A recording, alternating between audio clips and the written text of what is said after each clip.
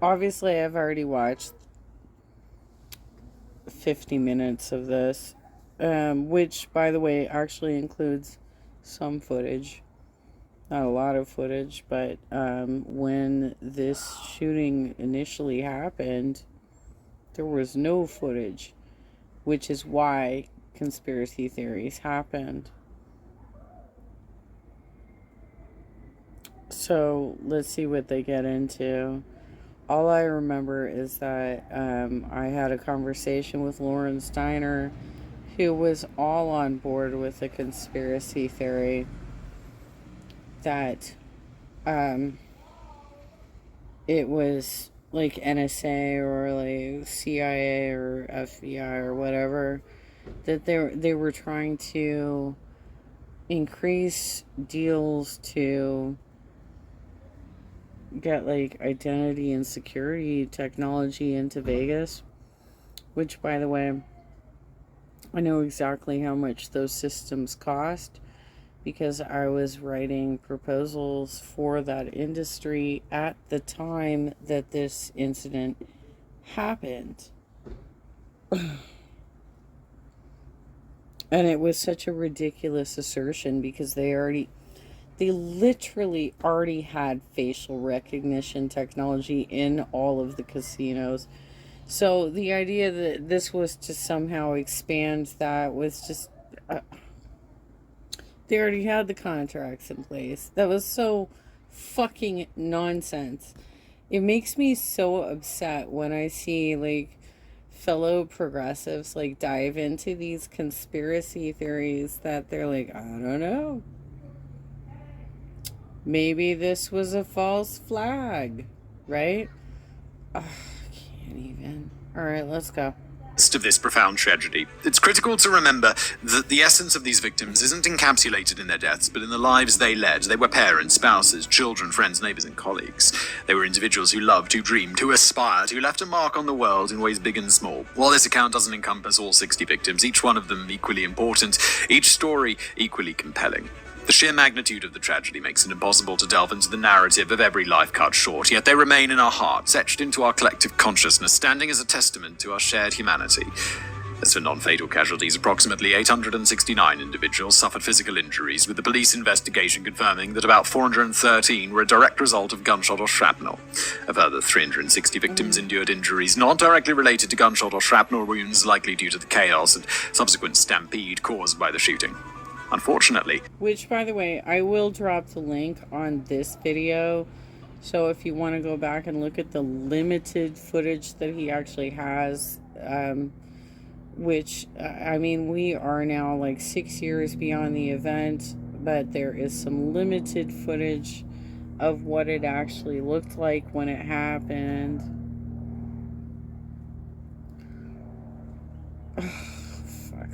This one was hard for me, and it was even harder for me when the Jimmy Dore Network and Lauren Steiner started like trying to push out, oh no, this was to expand funding for facial recognition, and they already had it in place. Like, it literally was already in place. Like, I can't even.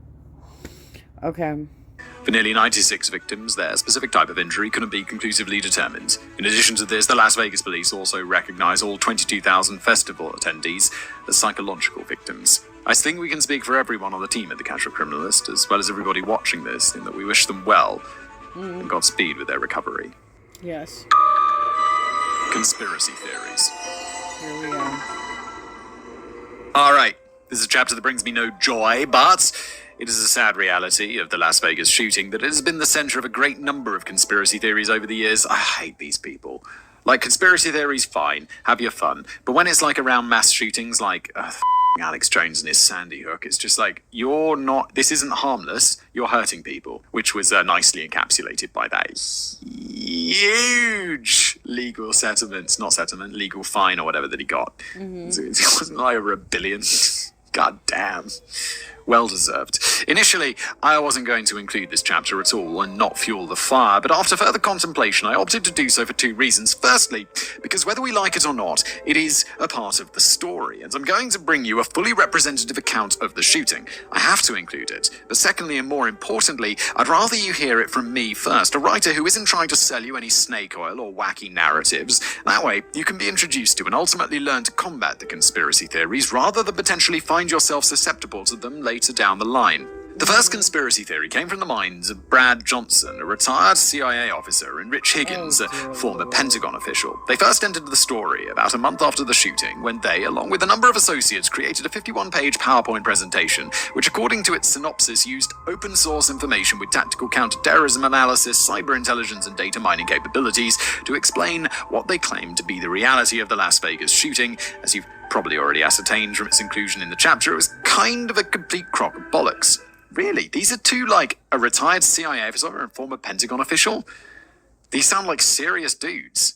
But where their claims get really dark, however, is when they named a completely innocent man who was nothing but an innocent bystander at the massacre, as in fact being complicit in the shooting, claiming that he had acted as a middleman between Antifa and ISIS, both of them, they alleged, were the real masterminds behind the disaster. Wait, did they claim this? These are kind of, I don't know about Antifa, but isn't ISIS kind of like, if this happens, they're like, yeah, it was us. We did it. Their big-brained, irrefutable evidence of this claim? A social media post of him meeting at a Turkish restaurant, and no, I'm not even being hyperbolic here, that was literally their proof. That is not proof, he's eating at a Turkish restaurant.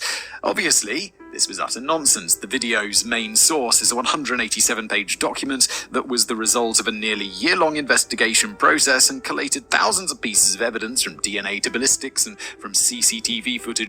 Well, and the thing is, I saw another documentary on this, and they did a whole background research on this dude, and he had no connection to that whatsoever. He just was, from what I remember, I mean, I saw it a long time ago, had some sort of, mental issues going on, right? To phone records, and at any point in this video have I mentioned any sort of co-conspirator?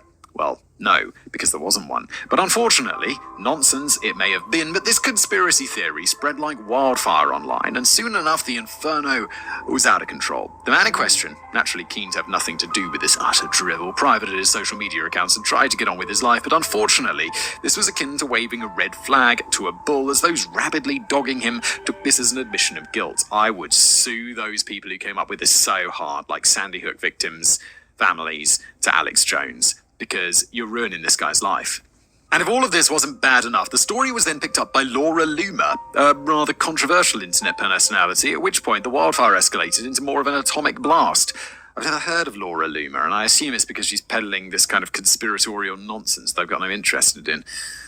So, probably why. And the harassment against him only continued to grow. His family and friends advised him to simply ignore the fervour and get on with his life. But eventually, the stress of a total lack of privacy and constant death threats grew too great for the poor man, and he went to the FBI for protection.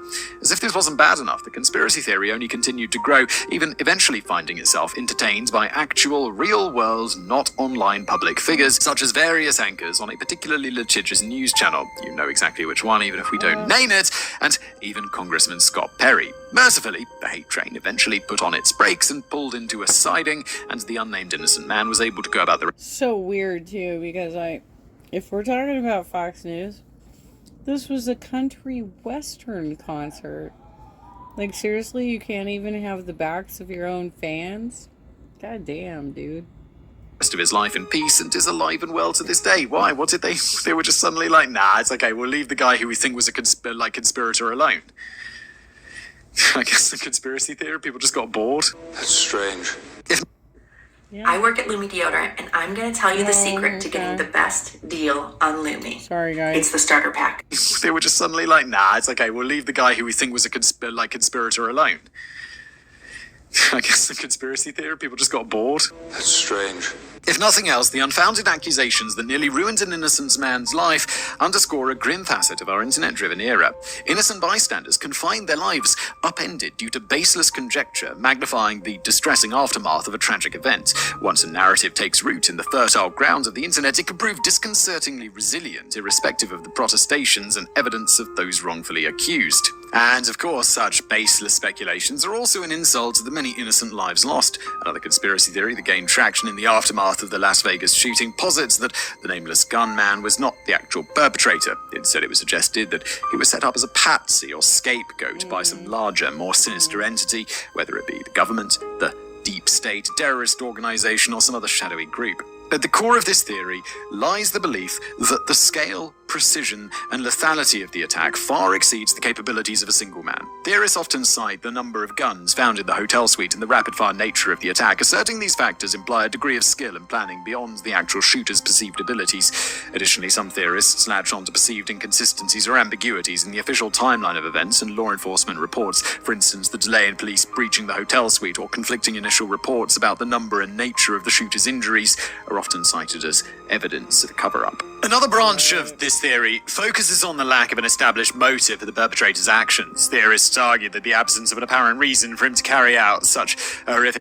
Full disclosure, I'm related, well, my former father-in-law was the postmaster of Dana Point, who,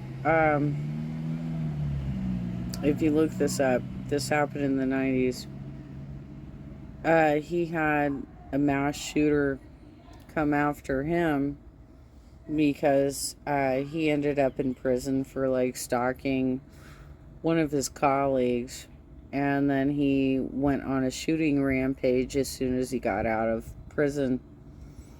And my former father-in-law had to hide under his desk while the attack was taking place. He locked his door and he hid under his desk. And the entire family was put under, they were like hid from the post office has their own police force, right? I can't remember what it's called, but basically his family was put into like protective custody for a few days until this dude was captured. I don't remember if he was captured alive or dead. I can't remember. It was a long ass time ago. It was like 92. Dana Point. You can look it up. But then my father-in-law moved to Henderson, Nevada. And ultimately his current wife, this was like his second wife, so this was the stepmom to my ex-husband. She passed away from like brain cancer or something, and so he remarried, and the woman that he remarried was like an emergency worker, right? An EMT, I think that's what they call them. And she had to respond to the Las Vegas shooting. So he was involved in 2 mass shootings, inadvertently, obviously. And on top of it, when he initially went through the Dana Point shooting, they gave him a new job within the post office, and it was to send termination letters to employees throughout a very large region. So I don't know if it was like the whole country or whatever, but he had to send termination letters, so that even puts him at a greater risk, right? I didn't stay in touch with them though, because after the divorce I only had limited contact with the family. which is fine. That's fine. But I was friends with him on Facebook, but I don't know what's going on with him now because his profile seems to be gone. So, and he was quite old, so I'm not sure if he's still alive. Act fuels suspicion that he was not the true perpetrator, but rather the fall guy for a covert operation or a broader conspiracy. These theories, while prolific on certain internet forums and social media platforms, lack substantial evidence and are largely built on speculation, misinterpretation, and a profound distrust of official narratives. The consensus among law enforcement and credible media outlets is that the man that we have been talking about for the last hour was indeed the shooter, and any suggestion otherwise is a product of conspiracy theorizing. Right. What's more, we don't even have to defer to the media to believe this. Once again, this video's main source is an extensive 187-page investigative document published after the attack, and all the pages are filled with CCTV stills of the shooter moving bags upon bags full of firearms into his room, and various other clear-as-light evidence that fully debunks the conspiracy. Now, as we bring this chapter to a close, we must remember that unchecked conspiracy theories are not just an annoyance, they are a peril. They can incite fear, stoke divisions, and harm innocent individuals. They are a symptom of deeper societal fissures, a manifestation of our struggle to navigate an ever-changing socio-political landscape where the line between truth and falsehood is continually blurred. In the final reckoning, the Las Vegas shooter's story has been obscured by the fog of conspiracy, which is itself a tragedy. This haze of baseless accusations and misinformation serves as a stark reminder of the need to reassess our digital discourse's navigational tools. It underscores the urgency of discerning truth from fiction and treating each other with respect in the complex arena of online interaction. In the end, this is not just about ourselves. It's about honoring the memory of those impacted by such horrific events and not insulting their memories by peddling baseless and easily debunked conspiracy theories. The fallout. Oh, what's the fallout? The Las Vegas shooting served as a potent catalyst for the rekindling of national debates on gun control. Legislative responses varied from state to state, but in many areas there was a palpable push for more stringent gun control measures. Doesn't this happen every time? It's like there's a mass shooting, people die, kids die, innocent people are slaughtered. And then it's like there's a talk about gun control or like some sort of limitations and stuff like that. And doesn't it just seem like nothing's happening? And then like a couple of years later, something else horrific happens, and they're like, yeah, let's do something about that. And nothing ever happens because these mass shootings keep happening. And honestly, I don't know much about like gun control or anything like that. I'm not American, so it's hard for me to comment other than like it'd be nice to see people getting shot less. Well, you probably live in a country where they're not selling military-grade weapons to fucking civilians. So you actually could have an opinion on this, but okay, coward. But it doesn't. Is it necessarily a problem with the guns being like? I live in a country which has similar gun laws to America, but there's not people getting shot all the time, and it makes me think that it's not the guns; it's something else. For some reason, What, like a Switzerland? Because it's an entirely different situation. They're all forced to serve in the military, and they're all fully trained up on gun respect. And if you have any mental problems, you don't get the ability to have guns. So it's not similar. Your country, wherever you're from, probably is not so similar to the U.S. that everybody can just get a gun at a gun show without a background check, without a mental health check, without shit. But you keep going. and this happens in America more, and I don't know what that reason is. Nevada, the very state scarred by the massacre, stood at the forefront of this legislative movement. In February 2019, Governor Steve Sisolak signed a bill into law that expanded background checks to private gun sales and transfers, effectively closing the so-called gun show loophole. Following the devastating incident in Las Vegas, then President Donald Trump also took decisive steps to address parts of the firearms issue. Do you ever feel like you're too old to reach your fitness goals you have for yourself? That's some nonsense. Let me show you. On December the 18th, 2018, his administration officially announced a regulatory ban on bump stocks. How were those legal in the first place? Jesus. They're just for turning a semi-automatic weapon into an automatic weapon, right? And automatic weapons are not allowed. So how about no? How has that ever been allowed? The new regulation amended the definition of a machine gun in the Gun Control Act, GCA, and National Firearms Act, NFA, to include devices that allow semi-automatic firearms to shoot more than one shot with a single pull of the trigger by harnessing the recoil energy. Consequently, the possession, sale, and manufacture of bump stocks became prohibited under federal law. Existing owners were given a 90-day grace period until the 26th of March 2019 to either destroy their devices or turn them into Bureau of Alcohol, Tobacco, Firearms, and Explosives.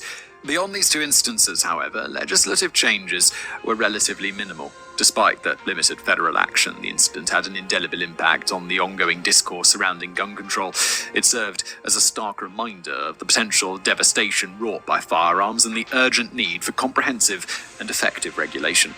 Today, the incident continues to reverberate through the national conversation on gun control, contributing to an ongoing debate that seeks to balance individual rights with collective safety. There were also lawsuits that resulted from the shooting, with one example being launched by Miri Parsons, mother of the late Carrie Parsons, one of the 60 victims of the tragedy. This launched a legal challenge against several gun manufacturers and dealers. Defendants included industry giants such as Colt, Daniel Defense, and Patriot Ordnance Factory, all of whom had produced firearms used during the massacre. The lawsuit, which demanded damages exceeding $50,000 per plaintiff and called for a jury trial, argued that these companies knowingly sold firearms like the AR-15, which could be readily converted into an almost automatic weapon using a bump stock, despite a compelling argument by the Parsons attorney highlighting the lethal potential of these modified weapons. The Nevada Supreme Court sided with the gun companies. I get why they did, because they're selling guns that are legal, and bump stocks were legal somehow. So it sucks. I think it's not right, but that's what the law was. Citing Nevada revised statutes 41.131, Justice Christina Pickering stated that these companies were protected from wrongful deaths and negligence claims unless the deaths resulted directly from a manufacturing defect. The decision underscored the legal safeguards for gun companies and underscored the need for potential legislative changes in the future. Another lawsuit was settled in July of 2019 when MGM Resorts International, the parent company of the Mandalay Bay Hotel, reached a monumental settlement agreement with the victims of the mass shooting. The hotel agreed to pay out up to $800 million to the victims, making it one of the most substantial financial resolutions of its kind. This is what were Mandalay Bay expected to do? They couldn't have reasonably foreseen this. This is a horrible tragedy, and I have an extraordinary amount of sympathy for the victims and the victims' families, but I'm not quite sure how Mandalay Bay should have an $800 million liability here. The settlement, the result of a grueling 2 years. Well, I guess because there is such a high level of security in these casinos, the families probably expected that they would at least have, like, dogs that can sniff out guns or drugs or anything else kind of in. I mean, yes and no. I'm on the fence on this one. If they're going so far as putting in facial recognition technology in their casinos, which they are, then a dude coming in for just a couple of days with several fucking bags of luggage, I think that maybe they need to go a step further. It's possible. But at the time, like, the laws were not on the books, so I don't see this being realistic, right? The negotiation period was slated to cover the trauma and loss suffered by approximately 4,400 relatives and victims. An independent third party was commissioned to distribute the funds based on factors like the severity of injuries and the impact on the victim's quality of life, a process which brought some modicum of justice, albeit through financial compensation, to those affected. I don't really know if that's justice. It's not coming from the person who perpetrated this act. It's coming from the place that it took place. Which was Mandalay Bay. I don't really understand. Oh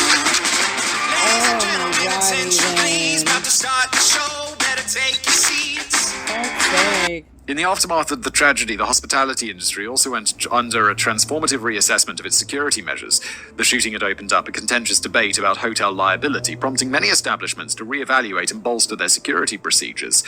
I mean, what are you supposed to do? Like, scan people's luggage when they come into a hotel? It's not an air. No, you have dog sniffers, right? You don't want people showing up with a bunch of weapons. Come on now. And you can train your dogs to not sniff for cannabis, because I think cannabis is actually legal in Nevada. You can train them to, sniff out all the other drugs, right?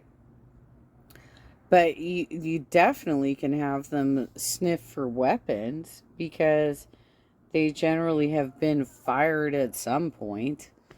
I mean, these people are practicing before they... Come on now. Airports. Practices that were once commonplace began to shift. Routine room checks became more frequent, providing an additional layer of safety for guests and hotel staff.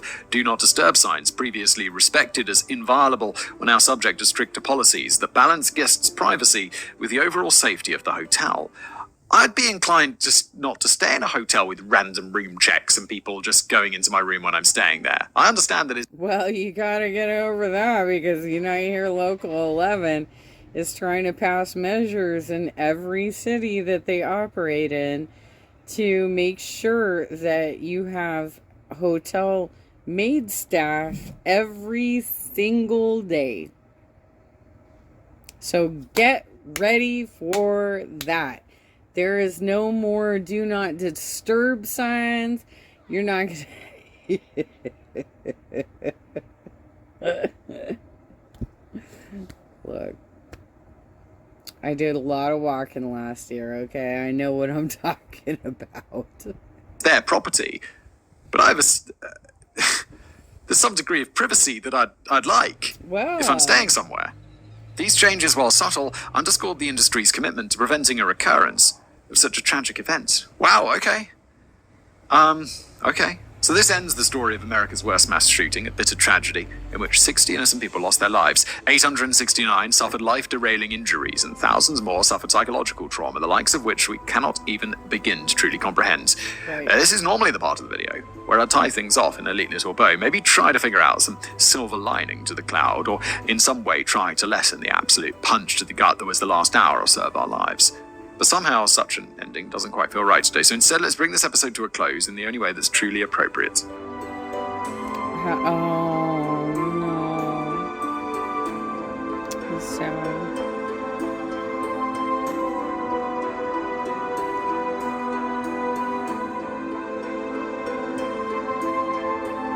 I can't even with people who called this a false fucking flag and who are like, this didn't even really fucking happen because we didn't see video of it, because the local police actually like suppressed all the video of it when it first happened. That's so sad. It's so sad that it became a conspiracy theory. It's really sad.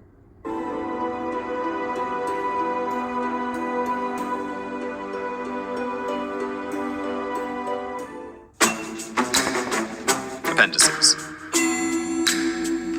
Okay. As ever, You know some what? ramblings on how I think I've already spent like over an hour on this, but well, okay, all right. We only got 2 more minutes. Let's do it. I researched this piece. As I always do, I initially started my research by looking up secondary literature on the topic, and for a case as high profile as this, I was shocked to discover there basically isn't anything of value on this topic. All I found was a bunch of cash grab Wikipedia copy and paste ebooks. And that's about really it. Apologies if you offer a really well-researched book I just happened to miss somehow. With that in mind, I was ready to send Simon my least favourite kind of email, the kind where I have to scrap an interesting proposal, because the information simply isn't out there to do it justice, because surely, I imagined, primary documentation for such a high profile and such a recent event wouldn't be available yet. Well, that assumption of mine proved to be rather wrong, as I uncovered an absolute treasure trove of primary information during my research, including but not limited to the official police report written following the end of the investigation in 2018, or 187 pages of it, 173 pages of officer reports detailing the accounts of officers the night of the shooting, 147 pages of civilian witness encounters with the shooter, and inches upon inches of legal paperwork related to the lawsuit.